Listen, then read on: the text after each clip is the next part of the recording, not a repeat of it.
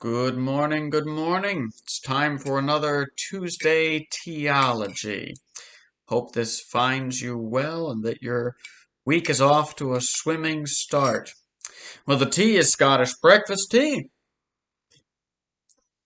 and the subject is theological anthropology, which is to say, we've been talking about doctrine of God, doctrine of creation, the first of the works of God, as it were, outside of God's perfect triune life, the making of heavens and earth and everything that is not God.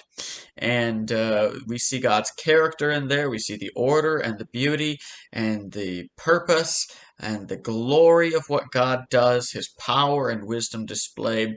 And we see that in the high point in the narrative of creation, the creation of mankind, of humanity, male and female, made in the image of God, gloriously made different than all other living things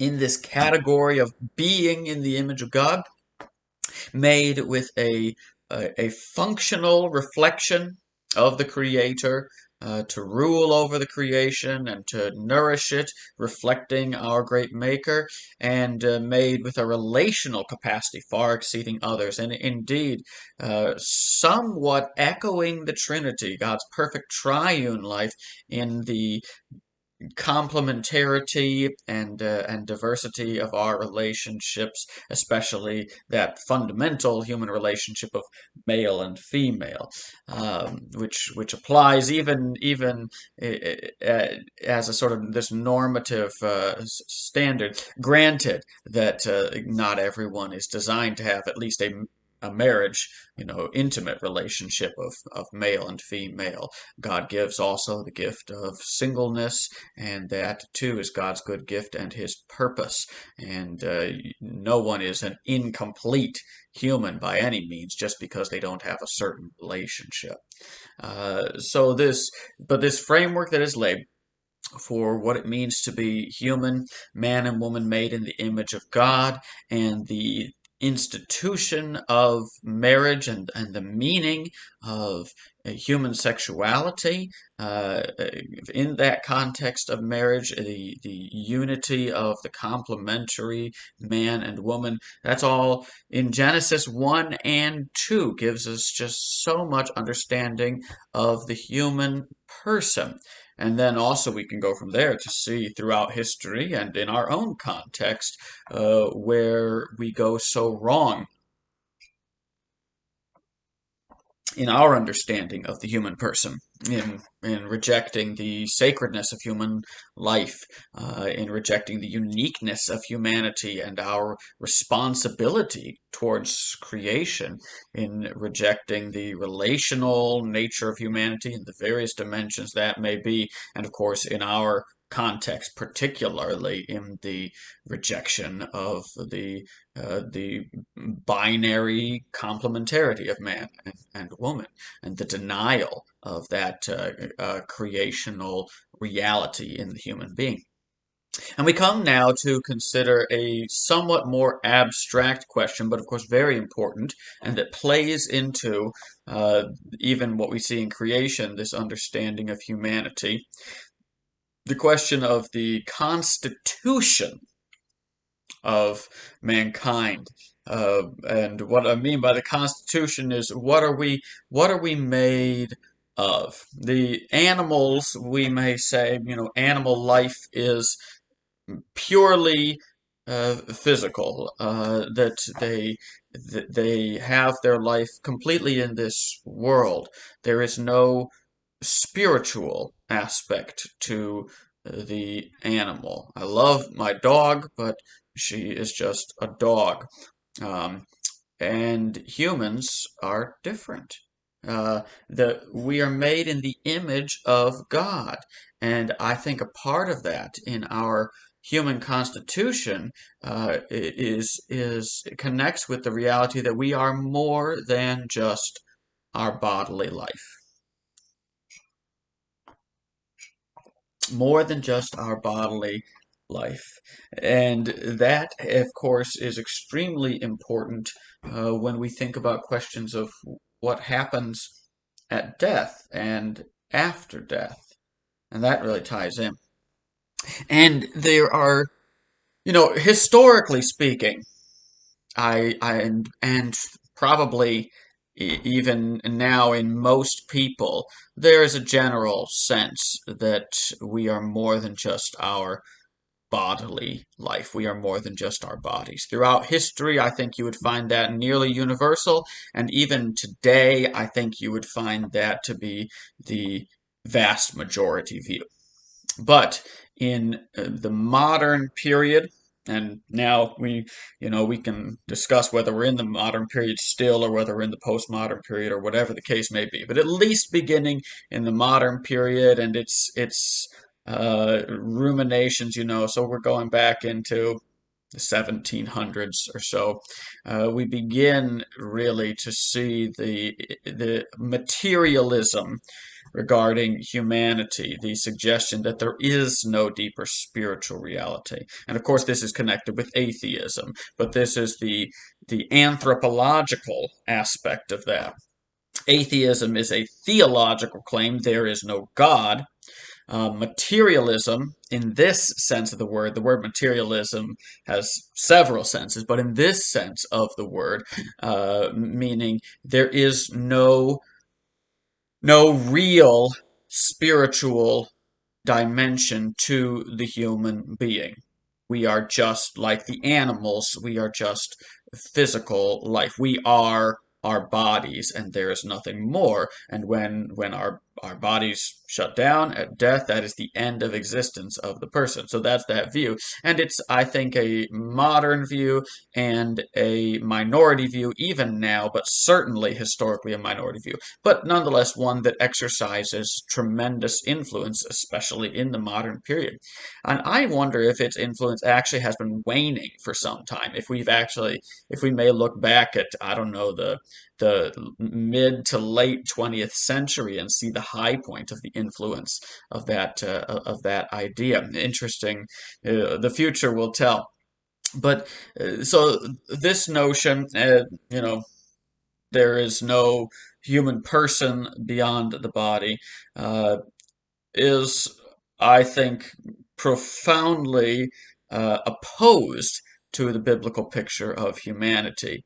But what's interesting is you will actually find some Christians arguing for it. And that may at first seem puzzling to you because I think the average Christian has a sense, well, of course we're more than just our bodies. We have souls or spirits or whatever term one may use. And there's a certain division in there, which I'm not really going to get into besides touch upon. That is, among most Christians, the division has been between those who believe that the human being has two parts, the body and the soul, spirit, whatever you may call it. So we the two parts, a dichotomy. There's the big word dichotomy, and those who believed in three parts: the body, the soul, and the spirit. Or they may use different terms, but those are usually the two terms. Trichotomy, tri for three. That's been the main division, and you'll still find some of that. And I'm not going to go into that, but to say from what I've read and what I think the majority view, and I think it's true, is that the dichotomy is more fair to the overall biblical witness when you put the evidence together. Maybe there's a distinction you can draw between soul and spirit, but it's not a hard distinction such that we should separate them into two parts. But in any case, both of these views stand against the materialist view. But there are Christians who argue for they wouldn't call themselves, I don't know that they call themselves materialists, but they call themselves monists, one. The human being is one thing. And what they're picking up on, of course, is that we can take this separation way too far. And historically, I think that's been done a lot. People take the separation way too far, and it can lead to a real rejection of physical embodied life and stuff as bad and whatnot, and that has connections with heresies that have plagued the church and stuff. And so granted, you can really push this distinction in ways you shouldn't, but they take that whole and they ignore. I think they have to ignore the biblical picture of humanity and of life after death. And what they would say, they don't believe in an intermediate state where they don't believe that there's a time in which your soul is separate from the body before the resurrection. What they might have different answers for what they say happens to the person between the death of the body and the resurrection when Jesus returns. And so that is a view that has gained some popularity. I think mostly kind of in intellectual circles. I don't know that it has much credence with the average Christian, because I think it pastorally is bankrupt, because the assurance after death is so abstract and hard to touch upon. But to stick with the main point, why do I and why have Christians historically believed that there is more to the human person than just the body?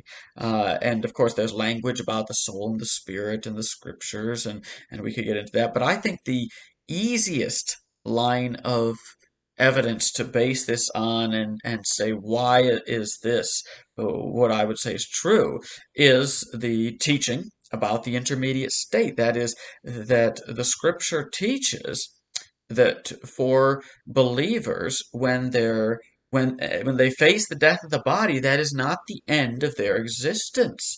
They go to be with the Lord.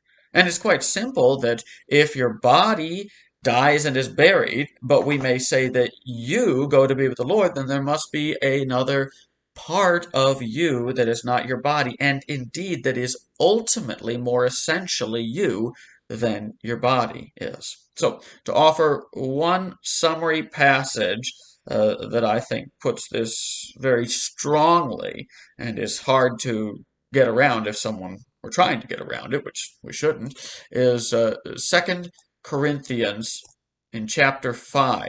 The Apostle Paul is talking, and he says, "For we know that if the tent that is our earthly home is destroyed, we have a building from God, a house not made with hands, eternal in the heavens. For in this tent we groan, longing to put on our heavenly dwelling, if indeed by putting it on we may not be found naked. For while we are still in this tent we groan, being burdened, not that we would be unclothed, but that we would be further clothed, so that what is mortal may be swallowed up by life. He who has prepared us for this very thing is God, who has given us the Spirit as a guarantee." So, you know, one could get into that and say, what exactly are these dimensions? But he is clearly making a separation between us, essentially, and the body as a tent, and the a new dwelling, which I think he's referring to the resurrection body there. And so there is an us that can be distinguished from the body, and that abides and makes this transfer from the present body, which suffers from corruption, to the heavenly body, the resurrection body, which God is to give. And he goes on in verse 6, "So we are always of good courage. We know that while we are at home in the body, we are away from the Lord, for we walk by faith, not by sight." So there is presently, in this embodied existence we have, there is a distance between us and the Lord, because the Lord is in heaven. And verse 8, "Yes, we are of good courage, and we would rather be away from the body and at home with the Lord. So whether we are at home or away, we make it our aim to please Him." So this statement of Christian hope, we would rather be away from the body and at home with the Lord. Now we're reflecting on the fact that when a Christian dies and they must go away from the body, they go to be with the Lord. And that basic statement of hope for life after death reflects this reality that the human being is not identical with the body, and that the death of the body does not mean the dissolution, the annihilation of the human person. And that is, we're touching on a big area, the area of future life and so on, that lies way ahead in Tuesday Tea-ology. Uh, but to give a summary statement, the Christian hope, however, is not for an eternally disembodied existence with the Lord. That is a popular misconception. The Christian hope is when the body, if the Lord doesn't return, if the Lord returns before we die, then things happen a little differently. But for most of Christian history and whatnot, if we die, when that happens, and the body then enters into dissolution, that we nonetheless survive. Our souls go to be with the Lord, and we have an intermediate state, a time separated from bodily life, but with the Lord, which is better than this bodily life. But then the greatest thing, So I was looking at reading a scholar talking about this, and he was talking about this as, here and the better and the best, and that's how it is. The greatest thing, of course, is the resurrection, when Christ returns and he raises the dead in new and spirit empowered bodies. So we were made for embodied life, but we are separable from the body, and there is an intermediate state of disembodied life for those who belong to Christ. Uh, so what we want to hold on to, the end result of this, is what I think I get this from John Cooper, a Christian theologian, talks about holistic dualism, and he's done some very good work on this, which really laid some foundations. That yes, we recognize there is this separation, but with the people who argue for a whole, yes, we do see that there is a holistic relationship, but ultimately it is severable. That's not the way we were designed. We were designed to be embodied, but in between the time of walking this journey and the eternal life to come, there is a stage at which there is a separation. All of this may seem very abstract, but hold on to the key element of hope that is in there. It is because we recognize that we are more than our bodies, that we have hope in the face of death, that death is not the end. That for those who trust in Jesus Christ, death is a passage. They leave this earthly body behind, with all of its weakness and corruption, and go to be with the Lord and dwell with Him until He gives a new and perfected body in which they will live with Him forever. May the Lord of hope fill your heart with all hope and strengthen you as you go through your day. God bless.